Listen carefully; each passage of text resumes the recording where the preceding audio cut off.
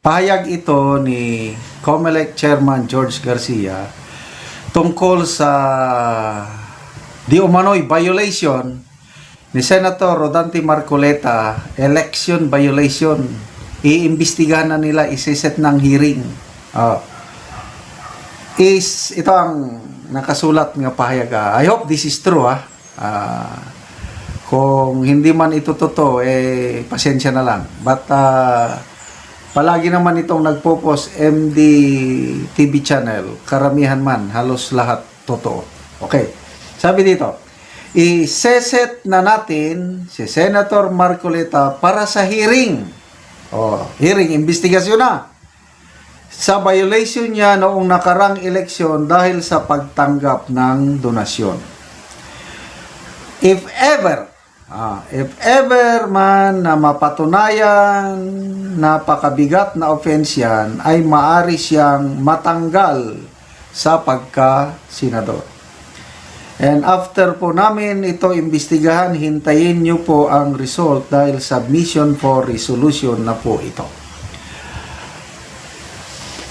Ay nako, may maalala kong question ni Ivan Mayrena ng GMA News. Question niya kay Auntie Claire.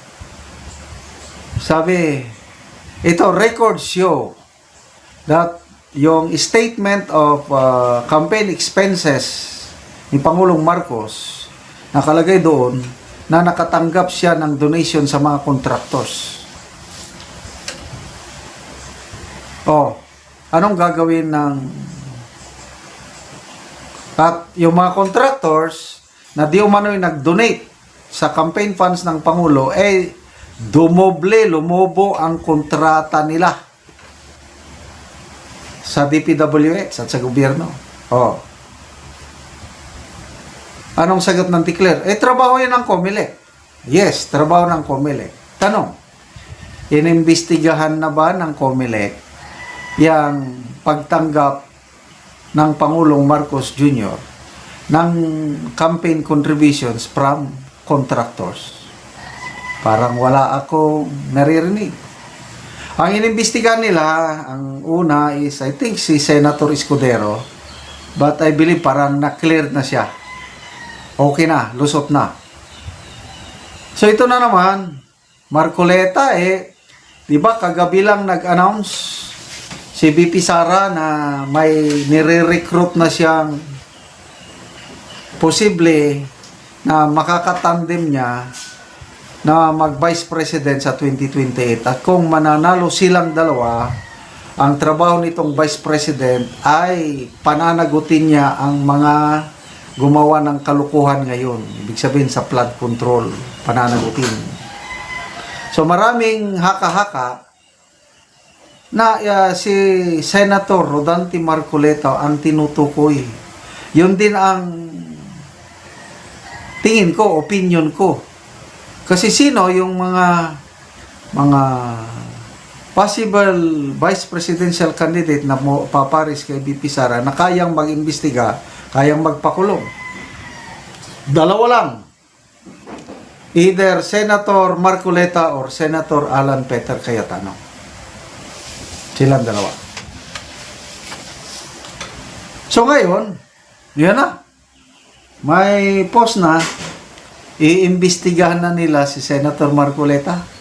Kasi kung naman ni Senator Marcoleta, inamin naman niya na may nag-contribute sa kanya, kaya lang ang tagubilin ng mga nag-contribute, huwag niyang banggitin, huwag niyang isama. Gustong anonymous o ayaw ng mga nag-contribute na isama sa anonymous lang sila. So parang ganon, na bakit hindi niya isinama na doon sa statement of campaign expenses niya. So kung ganon lang, kung may violation man, I don't believe so, na grounds yan para lang matanggal niyang pagkasenador. Hindi ko alam dahil ang isang senador impeachable official, ang makakatanggal lang sa kanya, daan nila through impeachment. Diba? Di kailangan nila ng 16 votes para ma-impeach nila si Senator Marcoleta. Okay. Wala rin. So ano ba ito? Natataranta na ba sila sa pagdeklarar na ni VP Sara? May post akong nabasa ni Alvin Entorizen. Sa mga sources niya siguro, akala nila relax lang sila. Meaning, ang Marcos Cam siguro. Kaya lang natataranta kasi kahit mga mayors pinatawag na. I don't know kung sinong nagpatawag, kung mayor, si DILG. Pinatawag. For what? Oh, pinaghahanda na nila. Sige. May napanood akong Facebook reel. Sino bang nagtanong? Basta anchor woman. How about John B. Cremulya? Sabi niya, tinatanong niya sa isang political analyst. Anong tingin mo kay John B. Cremulya? Dahil my sources said that si John B. Cremulya ang ipinupus, minumungkay ni First Lady Araneta Marcos na kakandidato pagka-presidente under the administration of under the banner of administration party. So, First Lady, nako, kung totoo, sa isip ko, naisip ko lang, kung si First Lady ang nagsasabi na John B. Cremulya ang kandidato, most likely siya na yun. Kasi wala namang iba. Martin Romualdez, I don't know. Kung kakandidato naman siya, di independent siya. Kailang, baka John B. Vice President niya si Romualdez. Pwede rin. Kailang hindi pwedeng magpresidente si Martin habang nandyan si John Vic na siya ang napupusuan ni First Lady. Kasi napatunayan na ng loyalty ng mga Rimulya, talagang diehard Marcos loyalist yung mga Rimulya na yan. So, good luck sa COMELEC sa inyong pag-imbestiga sa aming minamahal na Senator Rodante Marcoleta, our future Vice President. Payag ito ni ex-Congressman Stephen Paduano tungkol sa pagtakbo ni VP Sara as President for 2028.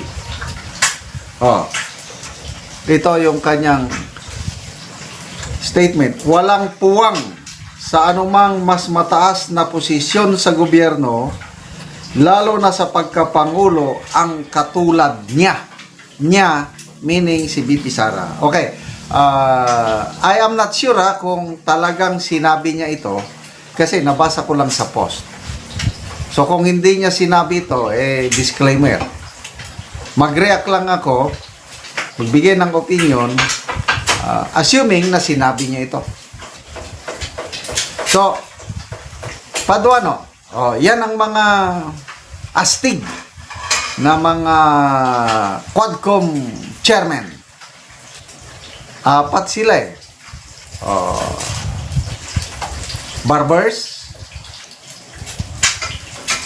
Barbers, Acop, Paduano, and Abante. Yan yung 4 na committee. So, ang naiwan na lang sa 20th Congress, si Abante na lang. Supposed to be, wala nang naiwan, kailang, itong si Abante, natalo sa eleksyon, kailang pinaupo pa rin ng COMELEC. Kaya supposed to be, wala nang Quadcom ngayon.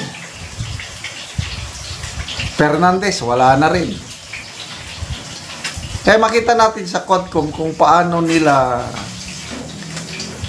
sinira ang mga Duterte. Kaya no wonder na ganito yung mga statements nila, Paduano. Hindi daw walang puwang, hindi qualified maging presidente si VP Sara according to him. Sa kanya lang naman, opinion man lang niya ito. But ang magdetermine kung may puwang siya o hindi, ang taong bayan. Kaya nga magkakaroon ng eleksyon So kung wala siyang puwang para kay ex-congressman Paduano, di so be it. Karapatan niya yun. But tayong mga DDS, karapatan natin na suportahan siya, botohan siya pagdating ng 2028, di ba? That's part of democracy. Tingnan natin ang reaksyon sa taong bayan. 3,800 ang nag-react. 3,200 ang galit. 3,200 ang tumatawa. 352 ang galit. 184 lang ang nag-like sa kanyang statement. So, anong percentage yan? Sobra 99.5%. Tinatawanan siya, galit sa kanya. 0.5% lang ang naniniwala sa kanya na walang puwang si VP Sara sa pagkapangulo. O di, galingan ninyo na matalo si anong sabi ni Congressman Abante, the last man standing sa Quadcom. Lalo daw siyang lalo siyang na-encourage o lalo siyang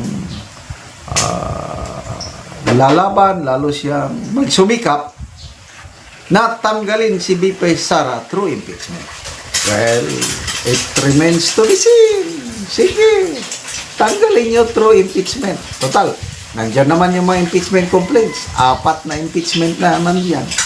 Kailan nyo sisimulan ang proceeding sa Committee on Justice? Naghihintay na po kami. At magkaalaman na. Comments. Lelet Punay. Who you to say that? Gerardo Lingad. Bakit ikaw yung Paduano? Solid VP Sara ko. Nasa kanya lahat ng katangian ng presidente. Jay Collado. Pinagtutulungan nila kasi alam nila hindi nila kaya yan. Pag nanalo yan, yari kayo. Napakaganda yung interview ng mga banateros kay VP Sara kagabi. Maghihiganti ka ba pag manalong presidente? Napakagandang sagot ni VP. Wala sa aking karakter na maghiganti sa mga nakalaban ko sa politika. So, sinay niya example nangyari sa Davao.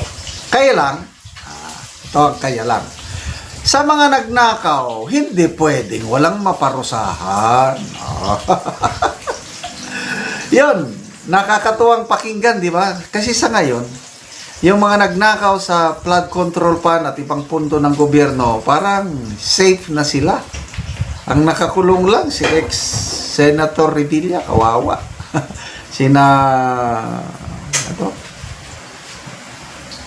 Diskaya. Then mga DPWH engineers, sila lang.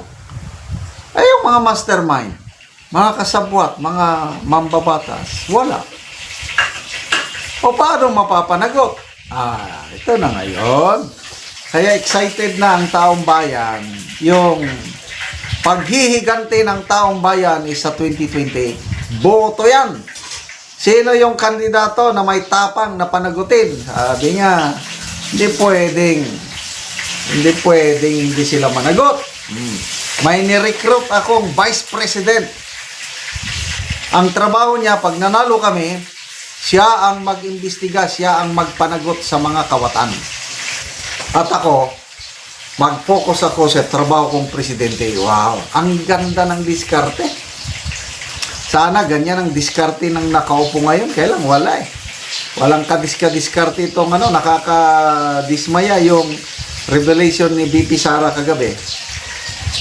Ano yung napansin niyang ang presidente hindi tinutupad ang trabaho o ang pangako sa taong bayan. Iyon pala, mga first few weeks lang nagka-cabinet meeting. Okay ba? After that, wala na daw. Kanya-kanya na, bahala na kayo. Magtawag lang kami kung tingnan nyo, anong nangyari sa bansa natin. Watak-watak, walang focus, walang So, talagang poor leadership, weak leadership. Wala nang ibang rason.